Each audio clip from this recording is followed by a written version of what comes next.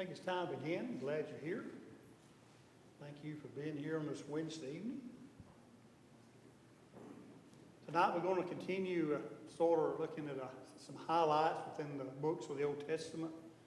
We looked at Genesis last few weeks. And tonight we're going to be starting in Exodus, looking at maybe 2 nights in Exodus, looking at some things that are taking place there. We'll begin with a word of prayer. John Ross, would you lead some prayer, please? Let's pray. God, we thank you so much for this opportunity we have to be here today, to be in this part of the world where we don't have to worry about coming out and worshiping you. We ask the things that we do not be pleasing and acceptable to you. Pastor David, Mr. Eddie, and all the other teachers as they remember the things that they prepared tonight. We thank you so much for Jesus and for the life that he lived, especially for his sacrifice on the cross for our sins. Pastor, please forgive us, Lord, of those sins. In Christ's name we pray. Amen.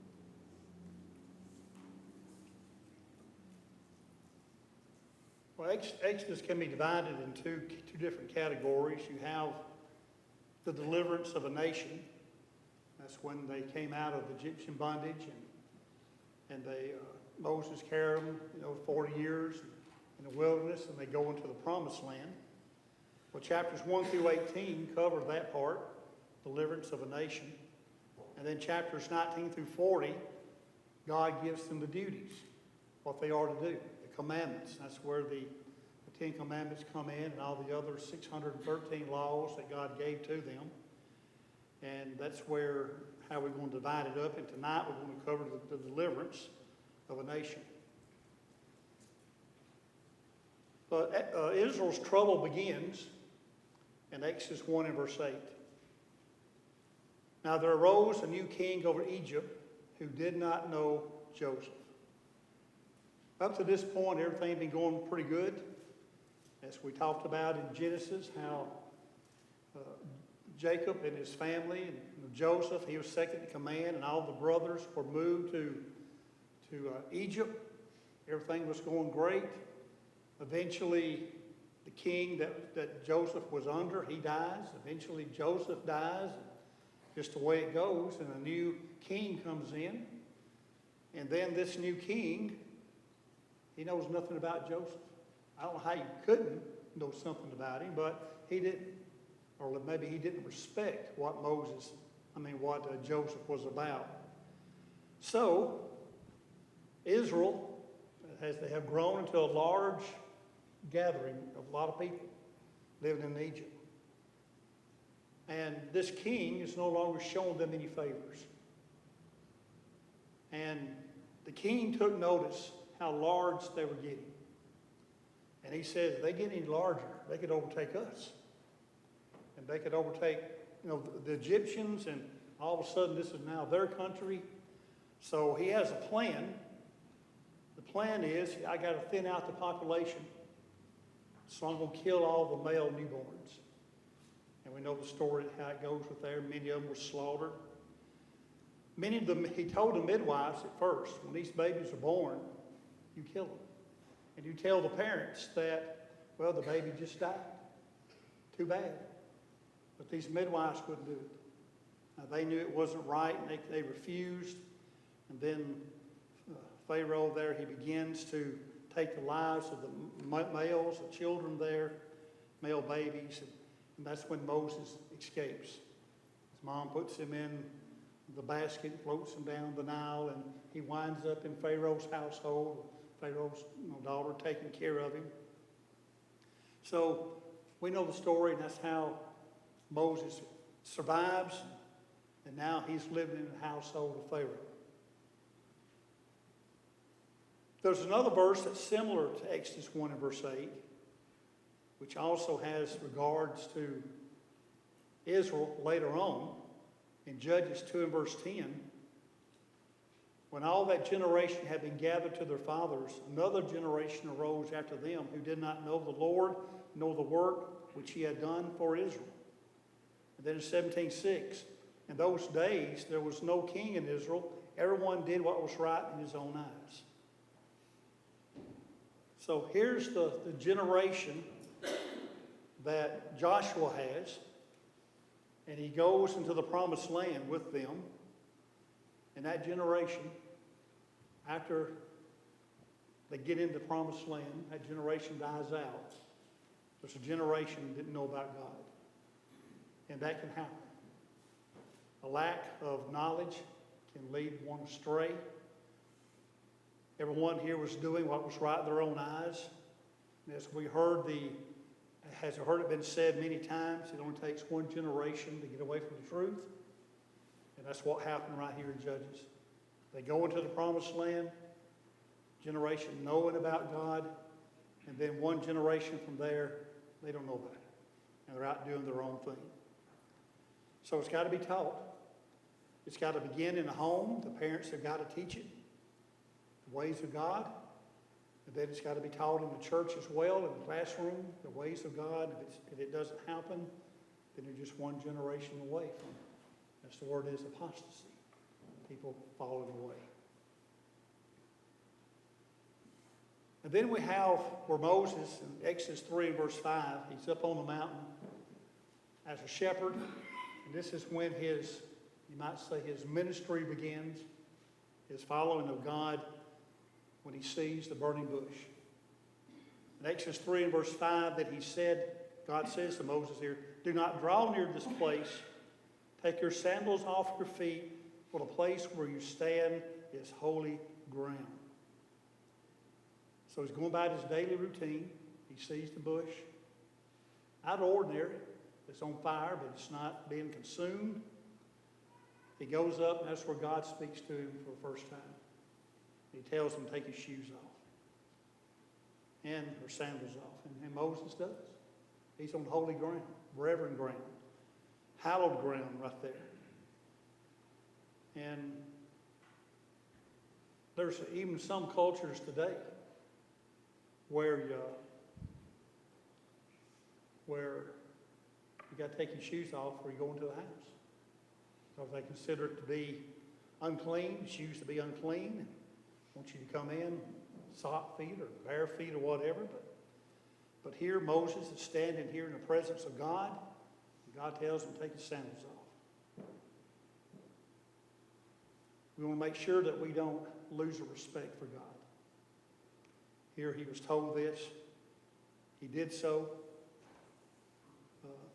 Respect for the very name of God. Now, we think about God, but the very name of God is holy. Psalms 111 verse 9. He sent redemption unto his people. He had commanded his covenant forever. Holy and reverend is his name. That's the name of God. Then Matthew 6 and verse 9. In this matter, therefore, pray, our Father in heaven, hallowed be your name. The very name of God. If we don't respect the name of God, we're not going to respect God. You got to have respect for that name and be careful how we use it. Not in a very disrespectful way, not in a common way, but it's his name. His name is holy. And it's hard for us to maybe grasp upon a name being holy, but we certainly know of some places within our nation what they call hallowed, which you go there and you show the utmost respect. You take the tomb of the unknown soldier. You just don't walk anywhere. If you're there, you don't speak. You're very silent. You approach it with respect.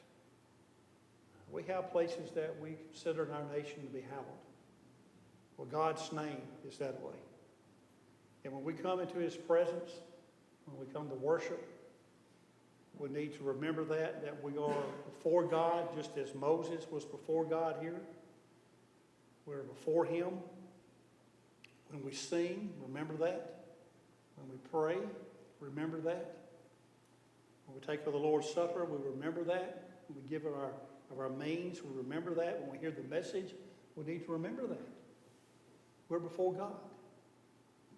And his name is holy. He is holy. His name is holy. He's not our pal. God's my buddy. No, he's not. He's not one of the good old boys, but he is the creator of the universe.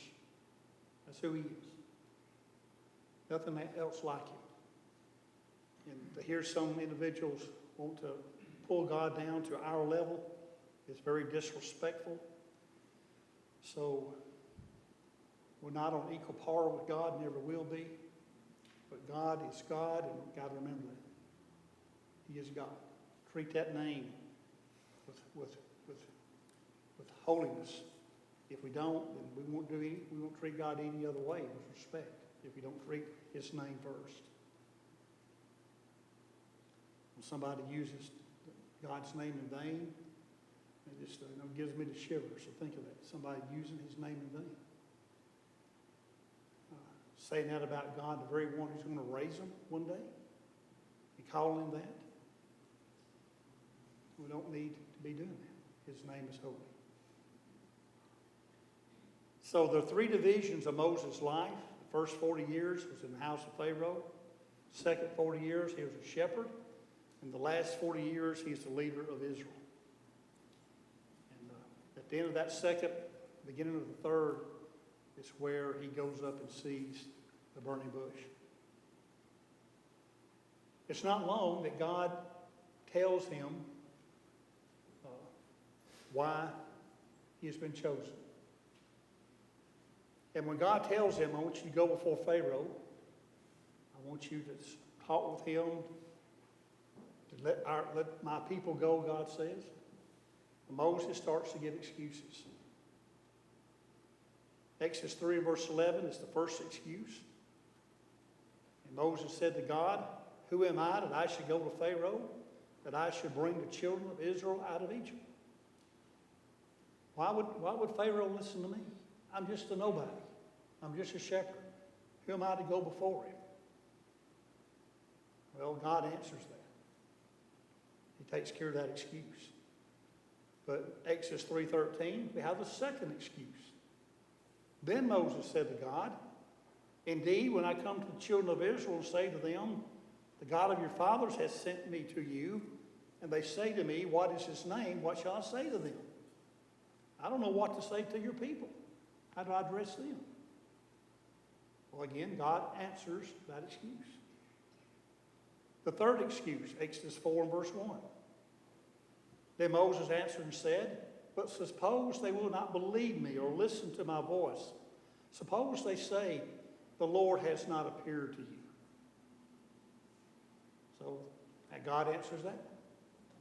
Again, another excuse. The fourth excuse is in verse 10. Then Moses says to the Lord, O my Lord, I am not eloquent, neither before nor since you have spoken to your servant, but I am slow of speech and slow of tongue. I'm just not an elegant speaker. Words just don't come out. I'm not one of those quick-thinking individuals. Well, God answers that one as well. I'll let Aaron. I tell you, you tell Aaron. Aaron be your voice. And then the last excuse, Exodus 4 and verse 13. This is really what it's all about. But he said, O my Lord, please send by the hand of whoever else you may send. I just don't want to do it. That was it all along. I just don't want to do it. And when the excuses started rolling, God began to answer those excuses. God had an answer.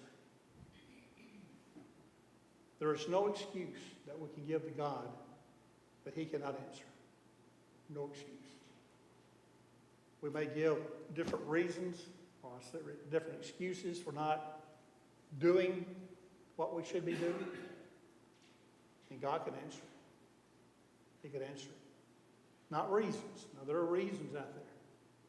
Sometimes why we can't do certain things. But excuses, they can be answered very quickly. And we see those excuses as well. We hear of individuals, and we can see through them real quick. If we're not careful, we'll turn around and we'll use the same excuse, thinking it's okay. We haven't learned much. We need to have the attitude that Isaiah had. When God went to him, Isaiah said, here am I, send me. Isaiah was ready to go. But Moses said, no, send somebody else. That's what he wanted. But as we know, Moses goes, and Pharaoh wouldn't let the people go. And God begins to bring the plagues on Egypt. And there were 10 plagues in all. And these weren't just God picking the plague here or there. These plagues had reason. They were designed to counteract these gods that the Egyptians worshipped. Like the first one, turn the water into blood. There were three gods that they worshiped concerning the Nile, the river, the water. And there's the three over there. And of course, it didn't take but one word, and the water turned into blood.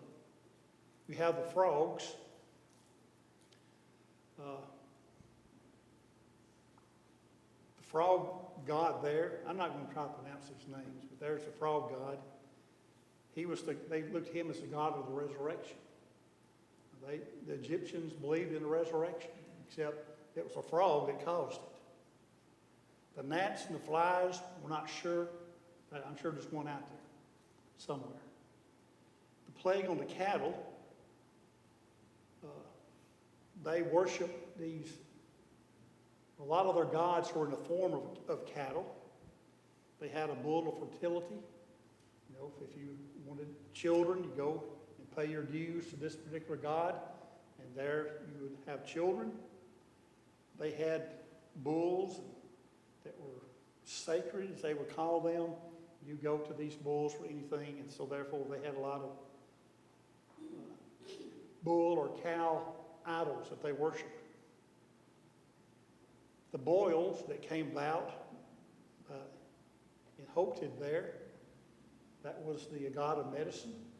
If you know anything about the medicine that the Egyptians practiced, I'm glad I didn't live during the days of the Egyptians. They did all kinds of stuff. We've talked about that before on Christian Evidences, the things that totally go against science today and things that go against the scriptures. They had some crazy remedies to heal things, to heal people. Nothing I want to take part in today. And then the hail that came, they had a sky goddess that they worshiped. All these gods from there. And then the locusts, these two gods, Isis and Seth, they were protectors of the crops, and God invaded that. You have the darkness. They had sun gods, 3 of them, that they worshiped. The planets and all that. And of course, the death of the firstborn. The people looked at Pharaoh as being the god. And God went after him, showed him who was in control. Of these 10 plagues, Moses went to Pharaoh. And he said, I'll get rid of one of these plagues. You just tell me when. And Pharaoh said, tomorrow. Which plague was it? Pharaoh said, tomorrow. Do it tomorrow. Any idea? The frogs. The frogs. Can you imagine frogs everywhere? They're in the bed with you. You go to the microwave, they're in the microwave, refrigerator, hopping out, around the toes. Frogs, you step out of bed and crunch, crunch, frogs here, frogs there. And God could have taken care of them right then. But for some reason, Pharaoh says, tomorrow. Let's do this tomorrow. Don't know why he did that. Just being hard-headed, I guess. But again, you think what we sometimes do, and our excuses that we maybe give to not serve God the way we should. I'll start tomorrow. I'll do it tomorrow. I'll do better tomorrow. I'll become a Christian tomorrow. Always just tomorrow stuff. We do it sometimes. Well, Pharaoh did it. He did it. Well, after the last plague comes about, that's where we get the term the Passover. And if And when God told Moses, here's what you tell the people to do, you put the blood of had to go kill a lamb.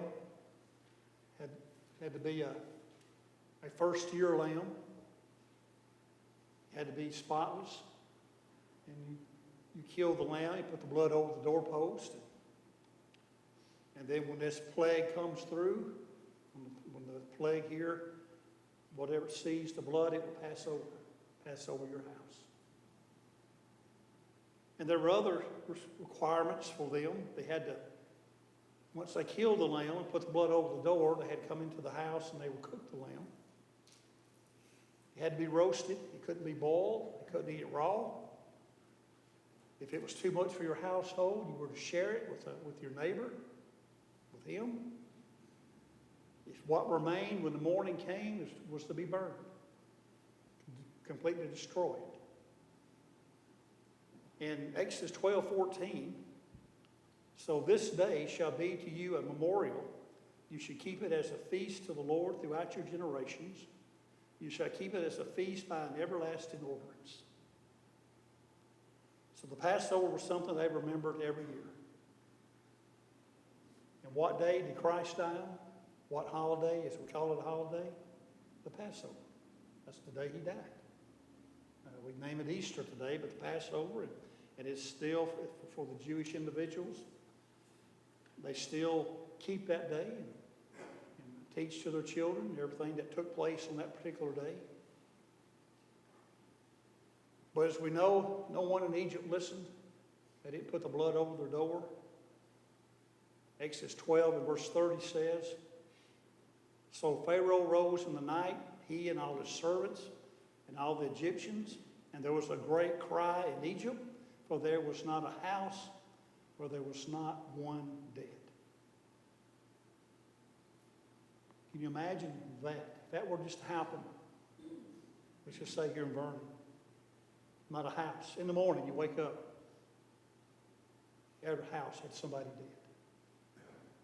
dead. That would make the news. What's going on? What's happened? Did they get some bad water? Have they been poisoned? Why just that one? Was it the firstborn? You know, all these questions would come about. How long would it take to bury if every household in Vernon had somebody dead in it? How many funerals would that be? It'd be a lot. But what God is doing here, as he did in a lot of the Old Testament, he is showing us something that we'll later understand later in the New Testament. The Passover. The blood over the door. If this plague, the angel here that's brought about this plague, if saw the blood, it will pass over. Well, look how this is used in 1 Corinthians 5 and verse 7. Therefore, purge out the old leaven, that you may be a new lump, since you truly are unleavened, for indeed Christ, our Passover, was sacrificed for us. That lamb in the Old Testament there with Moses, you look forward, we can look now and see that was representing Christ all along. Now, the people of the Old Testament didn't know it. Israel didn't know this. But we can look back now and see how they were very similar. That lamb had to be shed, its life, blood, Christ, unless we're covered by the blood of Christ. What's going to happen to us? Well, we're going to die spiritually, unless we're covered with the blood on us. And the Old Testament is full of examples like this. That's what Hebrews 10 verse 1 is telling us. For the law having a shadow of the good things to come, and not the very image of the things, can never with these same sacrifices, which they offer continually year by year, make those who approach perfect. For the law, the Old Testament having a shadow of good things to come, not the very image, he says. That's why the Passover was a shadow of something to come. The death of Christ, the shedding of his blood. Noah. That was also a shadow of something that was to come. Meaning a lot of things, but meaning that baptism, as Peter tells us, that also now save us. He uses Noah as that example. So that's one. You got to be in the ark to be saved then. You got to be in Christ to be saved, in Him, not around Him or close to Him or anything like that. In the ark, when the serpent was put on the pole, when Israel got to complaining, here comes all the snakes and they're biting people. And what do I do, God? Moses asked. He says, put this serpent on a pole, put it in the middle of the camp. Whoever looks upon it will live. Well, Christ uses that. That was something that was a shadow of things to come. And Christ said, unless you look upon me, as Moses, the people did with the serpent, you won't live. Spiritually, you won't live. And there are a lot of things, and we get into the next week. We look at the rules that were given. We'll see a lot of that was given by God for people to understand what was going on. So that's a shadow. You see the shadow of something, you might recognize it. You might see a shadow and you'll say, well, that's a man. I can tell by the performance of a man, but you can't tell who it is. You can't tell what color hair he has or what color eyes. You can't really tell how tall he is because of where the light may be hitting. You don't know those things, but you know it's something. You know it's a man. You can tell that. Well, that's what the Old Testament was. A lot of it was about. A shadow of things to come. Things to come that mean that of Christ. So they leave. Pharaoh gets enough. Let them go. They're headed out. And Pharaoh changes his mind. He goes after them. They get to the Red Sea. I mean, they're between a rock and a hard place. Pharaoh's coming up behind them. The Red Sea's in front of them. They start crying out to Moses, what are we going to do? What are we going to do? And they think how quickly they forget about these things, what God has done. And then Exodus 14, 21 and 22 is when they cross. It says that Moses stretched out his hand over the sea, and the Lord caused the sea to go back by a strong east wind all the night. It made the sea into dry land, and the waters were divided. So the children of Israel went into the midst of the sea on the dry ground, and the waters were a wall to them on their right hand and on their left. So it parts. The strong east wind is blowing. But Exodus 15:8 gives us more detail about that water. I've seen all kinds of little trying to explain this. And folks who are trying to take the miraculous out of it, how they would say a strong east wind can do that. Certain parts of the Red Sea where it's very shallow, have an east wind, it could have parted, and they could have walked through. Look what Exodus 15:8 says. With the blast of your nostrils, the waters were gathered together. The flood stood upright like a heap. The depths congealed in the heart of the sea. It wasn't just that the water was, on either side of it. The water was congealed. I don't know if anybody, you think here's maybe a kid going through that. They probably stuck their finger in that congealed water. I probably would have. Like Jello is what he's talking about here. This wasn't just water. The water congealed, was holding in that part. It took a little bit for these maybe 2 million people to cross. It took a little while to do that. So it wasn't just the water, it was water congealed. That's what it was. Think of Jello. And they went across there on dry land. Crossed it. So they crossed the Red Sea. Pharaoh's army comes in, it collapses. Pharaoh's army's dead. They get on the other side, that's when they sing a song of redemption, what God has done. And then one last thing here while we're on this. They get across the Red Sea and they get thirsty. They start complaining. Exodus 17 and verse 6, here's what God tells Moses to do. Behold, I will stand before you there on the rock of Horeb, and you shall strike the rock, and the water will come out of it, that the people may drink. And Moses did so in the sight of the elders of Israel. He strikes the rock. Water comes out. Go a little further, they get thirsty again. What does God tell Moses to do to the rock this time? The second time? Speak to the rock. What does Moses do? He strikes the rock, angers God that he does this. What we can learn from that, I mean, many things. When you're talking to individuals maybe about when it comes to singing and how we don't use the instrument and how it's not don't have authority in the New Testament to use it. One thing they always say, well, they had it in the Old Testament. Why can't we have it in the New? They had it in the Old, not in the New. Here's a good use this example. God can change his mind.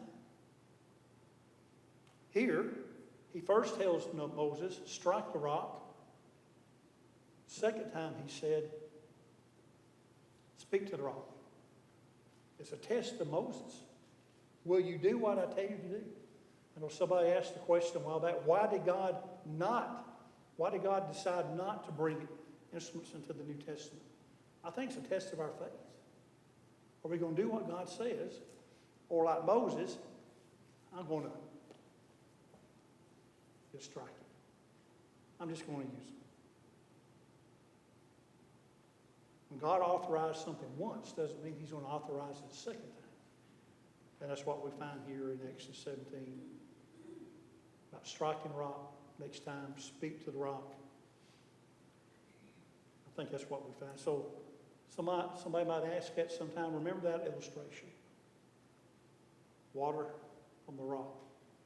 It'll work. God may very well be testing our faith. Are we going to do what he says? Or do it our way?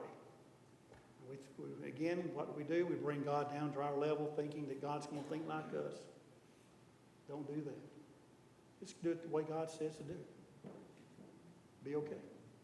Be okay. All right, next week we're going to look at part 2. When Moses go up to the mountain and gets the commandments from God and begins to teach the people the ways of God. Be a little test next week. One question. Study not the commandments, but study what the commandments are written on. See if you catch it. What happened? The stone that's carved out that the commandments are written on. Just read about it. Ask a question next week, see if you know the answer. Okay. It's all for today. About time for the bell.